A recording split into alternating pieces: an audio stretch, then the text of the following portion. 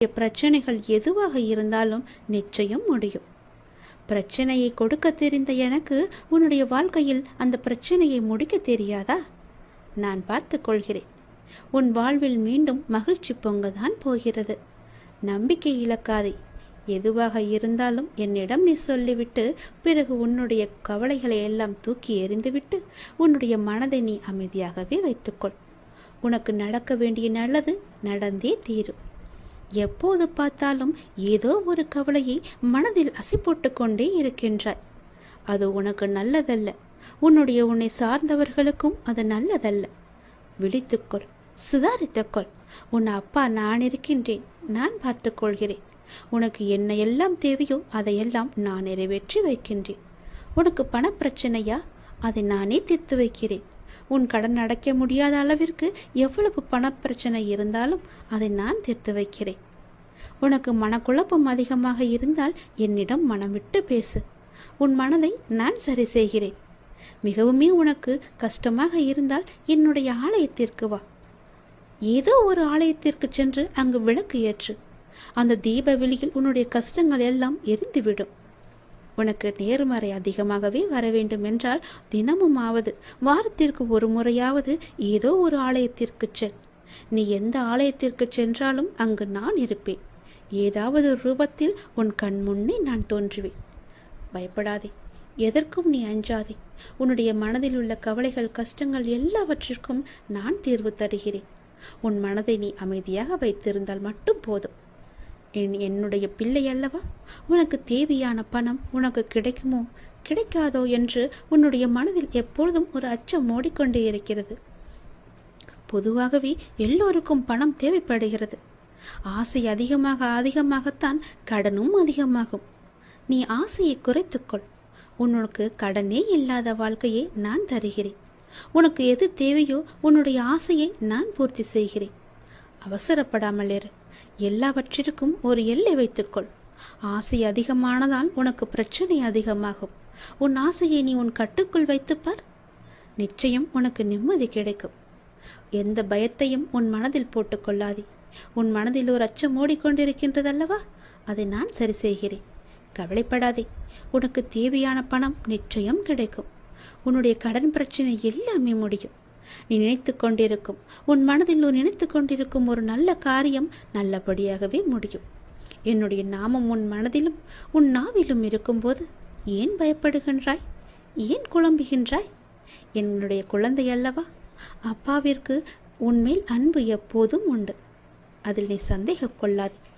நீ நேர்மறை எண்ணங்களை தொடர்ந்து கடைபிடித்து கொண்டே இரு. எதை பற்றியும் அளவுக்கு அதிகமாக சிந்தித்து கவலையை நீ சேர்த்து கொள்ளாதே.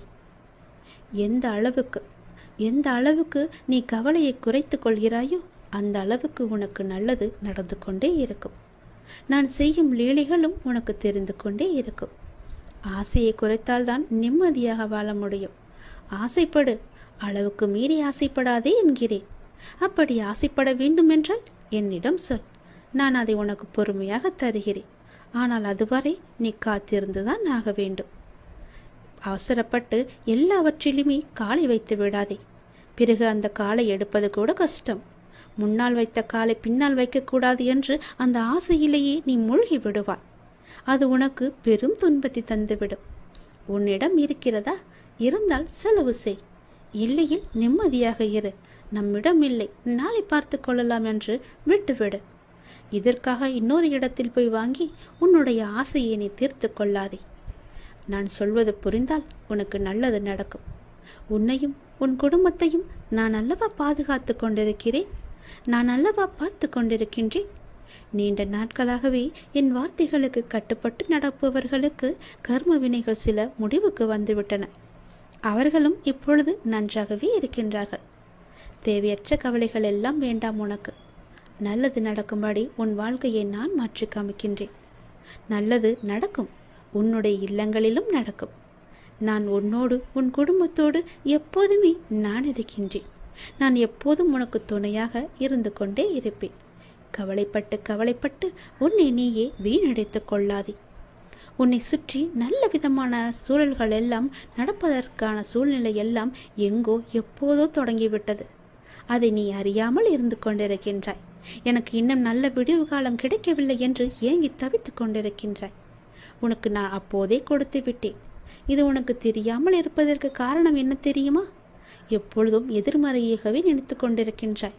எனக்கு இப்படி ஆகிவிடுமோ, அப்படி ஆகிவிடுமோ, எதிர்காலம் எப்படி இருக்குமோ என்ற பயத்திலேயே ஒவ்வொரு நாளையும் ஒவ்வொரு பொழுதையும் நீ கடந்து கொண்டிருக்கின்றாய். அதனால்தான் உனக்கு வந்த நல்ல காலங்கள் எல்லாம், நல்ல விதமான சூழல்கள் எல்லாம் உன் கண்ணுக்கு தெரியாமல் போய்விட்டது. நான் கொடுத்த நல்ல நல்ல சூழல்களை எல்லாம் நீ தவற விட்டு விட்டாய். இப்போது அதுதான் உன்னை வந்தடைந்து மீண்டும் உன்னிடம் வந்து சேர இருக்கிறது. அதை நீ உணர்ந்து கொள், அதை நீ பிடித்துக்கொள். நல்ல வாய்ப்பு என்பது எல்லோருக்கும் கிடைக்காது. யாருக்கோ எப்போதோ செய்த புண்ணியத்தின் பலனாகத்தான் அவரிடம் வந்து சேரும். உனக்கு இந்த வாய்ப்பு இன்று கிடைத்திருக்கிறது. நீ என் மேல் சில நேரம் செல்லமாக கோபித்துக் கொள்வாய். அது எனக்கு பிடித்துதான் இருக்கிறது. ஆனால் நான் உன்னை ஒருபோதும் கோபித்துக் கொண்டது கிடையாது. உன் வாழ்க்கையில் நல்லது நடந்து கொண்டே இருக்க வேண்டும் என்ற ஆசையிலேயே நான் அவ்வப்போது சில விஷயங்களை உனக்கு காமித்துக் கொண்டிருக்கின்றேன். அதை உன்னை அறியாமலேயே நீயே தட்டிவிட்டு கொண்டும் இருக்கின்றாய். மீண்டும் மீண்டும் தந்து கொண்டு இருந்தாலும் அதை நீ பார்க்க மாட்டேன் என்கின்றாய். ஏனென்றால் உன் மனதில் கவலைகளும் கஷ்டங்களும் குடிக்கொண்டு இருக்கின்றன. உன் ஆசையை அதிகப்படுத்தி கொள்ளாதே, குறைத்துக்கொள். உனக்கு தேவையானது எதுவோ, எப்போது அதை தர வேண்டுமோ, எப்போது அதை உன் நினைத்த செயலை முடித்து தர வேண்டுமோ அது எனக்கு தெரியும். நான் பார்த்து முடித்து தருகிறேன். அதுவரை நீ என் மீது நம்பிக்கை வைத்து பொறுமையாக இருந்தால்தான் உன் வாழ்க்கையில் உனக்கு நிம்மதி கிடைக்கும். நிம்மதி கிடைச்சால் மகிழ்ச்சியும் சந்தோஷமும் தானாக வரும். மகிழ்ச்சி சந்தோஷம் எல்லாம் வந்துவிட்டால் பிறகு பணமும் உன்னிடம் வந்துவிடும் அல்லவா? பணம் வந்தால் என்ன? உன்னுடைய கவலைகள் எல்லாமே நீங்கிவிடும். உன் கஷ்டங்கள் எல்லாமே நீங்கிவிடும். பிறகு உன் வாழ்க்கை இனிமையாக இருக்கும், சந்தோஷமாகவே இருக்கும்.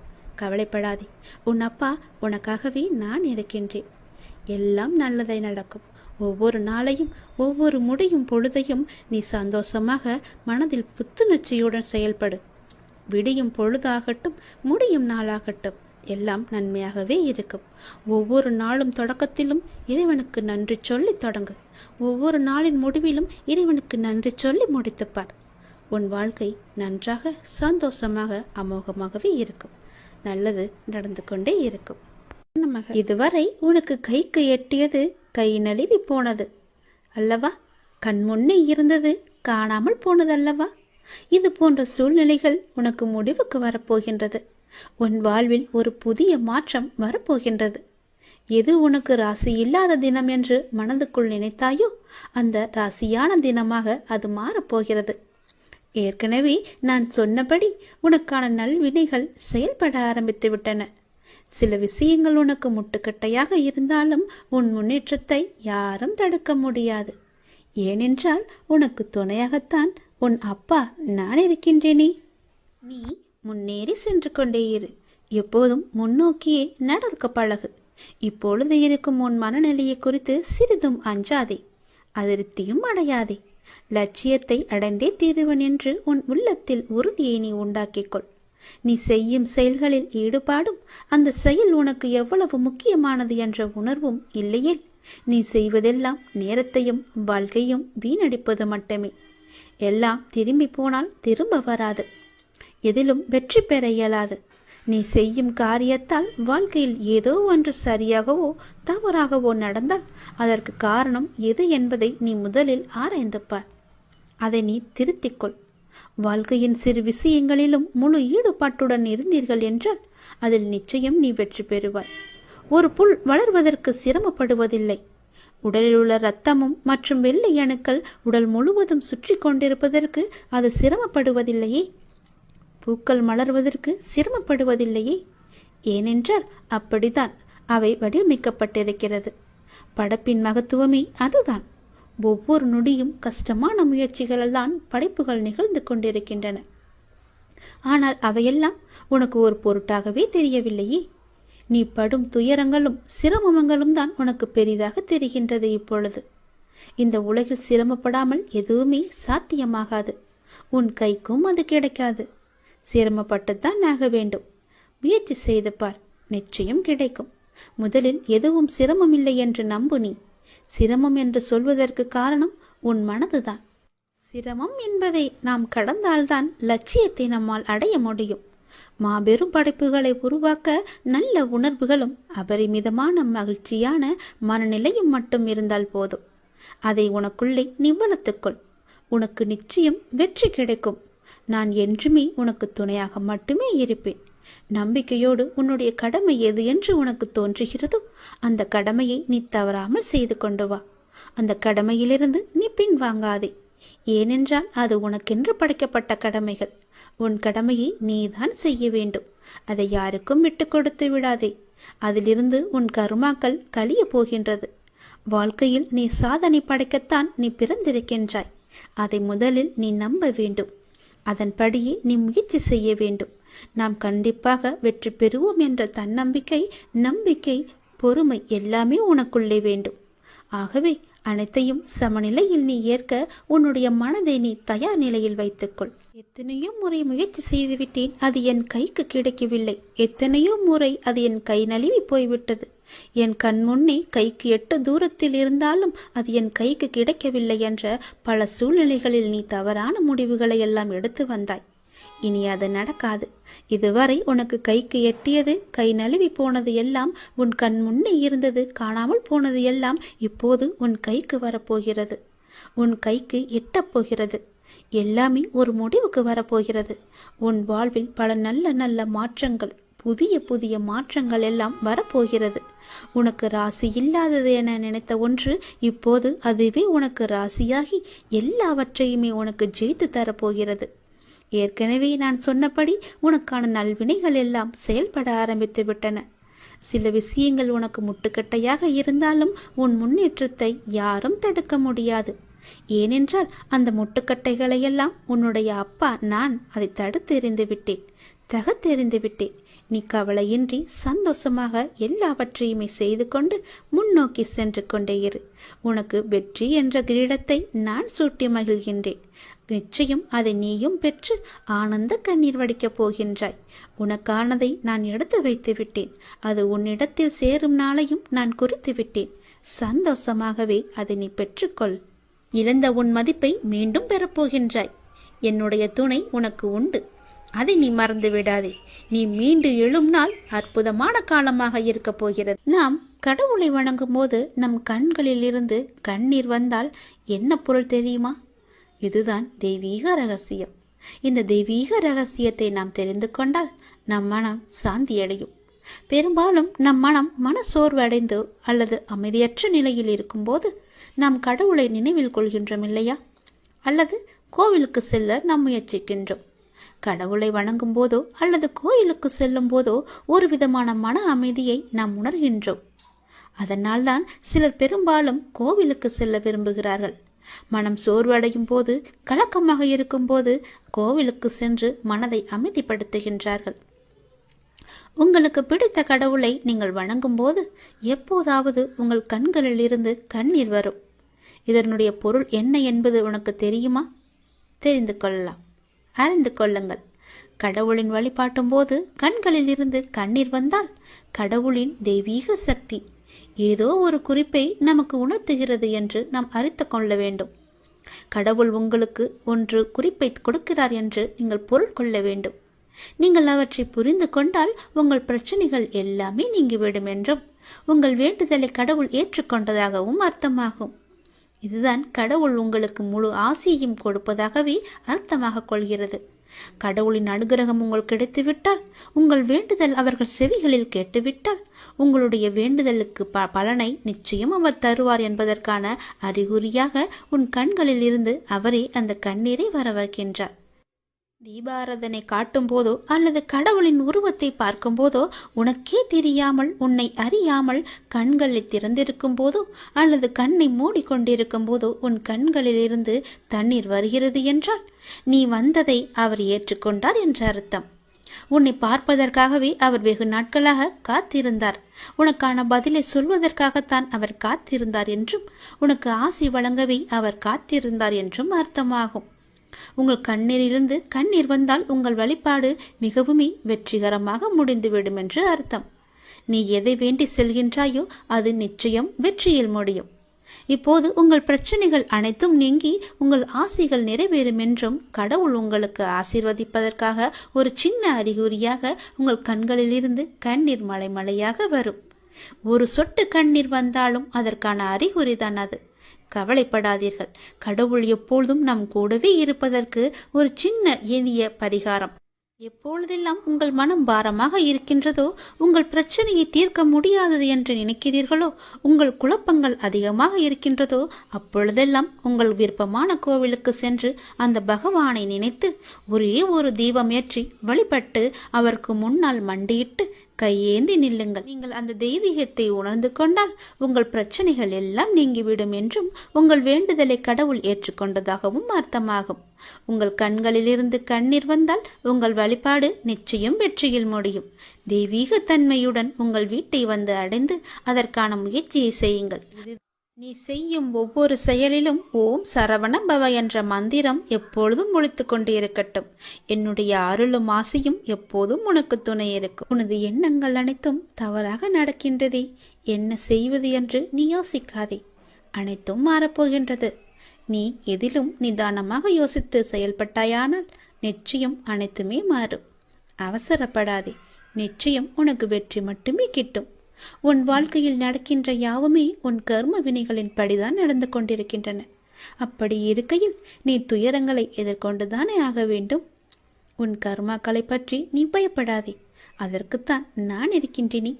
உன் கர்ம பந்தத்திலிருந்து விரைந்து விடுபட உன்னால் முடிந்த அளவு பிறருக்கு நன்மையை செய். உன்னிடம் உதவிக்கு வருபவர்களை நீ உதாசீனப்படுத்தாதே. உன்னால் எவ்வளவு முடியுமோ அவ்வளவு உதவி செய். முடியாவிட்டால் அவர்களை புண்படுத்தி அனுப்பாதே. உன்னால் முடிந்த உதவியை நீ அவர்களுக்கு செய். அந்த தர்மமே உன்னை இக்கட்டான சூழ்நிலையிலிருந்து உன்னை நிச்சயம் காக்கும். உன் கர்ம வினைகளிலிருந்தும் அது உன்னை காப்பாற்றும். வாழ்க்கையில் இன்பமும் துன்பமும் அவரவர் கையாளும் வகையில்தான் மாறுபடும். இன்பத்தை சந்தோஷமாக அனுபவிக்க வேண்டும். துன்பம் வந்தால் சோர்ந்து போகக்கூடாது. துன்பத்தையும் இன்பமாக ஏற்று நாம் வாழ பழகி கொண்டால் அந்த துன்பம் நம்மை கண்டு அஞ்சி ஓடிவிடும். மற்றவர்கள் எல்லாரும் நிம்மதியாக சந்தோஷத்துடன் வாழ்வதாகவும் நீ மட்டுமே துயரங்களை எதிர்கொள்வதாகவும் புலம்பிக் கொண்டிருக்கின்றாய். அது தவறு. எல்லோருக்கும் அவரவர் வாழ்க்கையில் எல்லா விதமான துன்பங்களும் இன்பங்களும் வந்து கொண்டுதான் இருக்கின்றன. எல்லாம் கலந்துதான் இருக்கும். அதுதான் வாழ்க்கையும். அந்த உண்மையை நீ புரிந்து கொள். அவரவர் வாழ்க்கையின் உள்ளே சென்று பார்த்தால்தான் என்னென்ன துயரங்களை அவர்கள் சுமந்து கொண்டு இருக்கிறார்கள் என்ற உண்மை உனக்கு புரிய வரும். எட்டி இருந்து பார்த்தால் எல்லாமே அழகாகத்தான் தெரியும். நிலாவும் அப்படித்தான். தூரம் இருந்து பார்க்கும் வரைதான் அது அழகான வட்ட வடிவம். உள்ளே சென்று அருகே சென்று பார்த்தால்தான் தெரியும் அதற்குள்ளே எத்தனை மேடு பள்ளங்கள். அதுபோலத்தான் ஒவ்வொரு வாழ்க்கையிலும் எல்லோருடைய வாழ்விலும் மேடு பள்ளங்கள் இருந்து கொண்டுதான் இருக்கும். வெளி உலகத்திற்கு அவர்கள் நன்றாக இருப்பது போல் தோன்றலாம். அதனால் யாரை பற்றியும் யாருடனும் உன்னுடன் ஒப்பிட்டு பார்க்காதே. உனக்கென்று விதிக்கப்பட்டதுதான் உன்னை வந்து சேரும். அவர்களுக்கென்று விதிக்கப்பட்டது அவர்களை வந்து சேரும். அது இன்பமானாலும் சரி துன்பமானாலும் சரி எல்லாவற்றையும் அனுபவிக்க வேண்டியது அவரவருடைய பொறுப்பு. அவரவருக்கு என்று எது விதிக்கப்பட்டதோ அது கண்டிப்பாக நடந்தே தேரும். அதனால் உன் மனதை போட்டு தேவையில்லாமல் நீ குழப்பிக் கொள்ளாதே. நிச்சயம் உனக்கு பல நன்மைகள் காத்திருக்கின்றன. யார் கைவிட்டாலும் என்னை நம்பி வந்த உன்னை நான் கைவிடவே மாட்டேன். பொறுமையையும் நம்பிக்கையையும் எந்த சூழ்நிலையிலும் நீ கைவிட்டு விடாதே. உன்னை விட்டு யார் விலகினாலும் நீ கவலைப்படாதே. எல்லாம் நன்மைக்கே என்று நீ எடுத்துக்கொள்ள பழகிக்கொள். அப்பொழுதுதான் எல்லாவற்றையும் சாதாரணமாக எடுத்துக்கொண்டு அடுத்தபடி எது என்று முன்னோக்கி உன்னால் செல்ல முடியும். நீங்கள் மென்மேலும் வளர்ச்சியடைந்து வாழ்வில் வெற்றி பெறப் போகின்றாய். அது கண்டிப்பாகவே நடக்கும். உனது வாழ்க்கை எல்லா செல்வ வளங்களையும் பெற்று மகிழ்ச்சியாகவே மாறப்போகிறது. உன்னுடைய வாழ்க்கையில் பல அழகிய வண்ண வண்ண பூக்கள் எல்லாம் பூத்து குலுங்க போகின்றது. நிச்சயம் அது நடக்கும். இவை அனைத்தையுமே உன்னை வந்து சேரும்படி நான் அமைத்து தருகின்றேன். என் பரிபூரண அருளும் ஆசையும் அன்பும் உனக்கு வேண்டுமென்றால் நான் சொல்வது போலவே நீ செய். உன்னை உன் லட்சியங்களில் வெற்றியடையும்படி நான் உனக்கு துணை இருப்பேன். என் வார்த்தைகளை நீ நம்பினால், அப்பா சொல்வது எல்லாமே உன்னுடைய நன்மைக்கு தான் என்று நீ நம்பினால் கண்டிப்பாகவே நான் சொன்னதை நீ செய்வாய். நான் சொல்வதை நீ கண் குளிர பார்ப்பாய். காது குளிர நீ கேட்பாய். உன் வாழ்வில் பல நல்ல மாற்றங்களை கொண்டு வருவதற்கே நான் இருக்கின்றேன் என்பதை நீ முழுமையாக நம்பு. உனக்கு எப்பேற்பட்ட இக்கட்டான சூழ்நிலை வந்தாலும் நான் இருக்கிறேன் என்பதை மட்டும் நீ மறந்து விடாதே. உனது எண்ணங்கள் அனைத்தும் தவறாக போய்க் கொண்டிருக்கிறது. அது மாயை என்ற வலையில் சிக்கிக்கொண்டு தவித்து கொண்டிருக்கிறது. உன்னை காப்பாற்றவே நான் இப்போது வந்திருக்கிறேன். நான் உனக்காக அவதரித்தவன். அனைத்தும் மாறப்போகிறது. எதிலும் நிதானமாக மட்டும் யோசித்து நீ செயல்படு. எது செய்தாலும் என்னிடம் சொல்லிவிட்டு செயல்படு. உனக்கு நல்லதாக நான் அதை மாற்றி காமிக்கின்றேன். எந்த கர்மா உன்னை நெருங்காமல் நான் பார்த்து கொள்கிறேன். எப்பொழுதும் எனக்கு துணையாக நீங்கள் இருங்கள் அப்பா என்று எப்போது என்னிடம் வந்தாயோ அந்த நொடி முதலே உனக்கான நல்லதுகளை செய்ய நான் ஆரம்பித்து விட்டேன். எது நடந்தாலும் நான் பார்த்து கொள்கிறேன். நீ தைரியமாக இரு. எல்லாவற்றையும் நானே பார்த்து கொண்டு அதற்கான பல வெகுமதிகளை தருகிறேன்.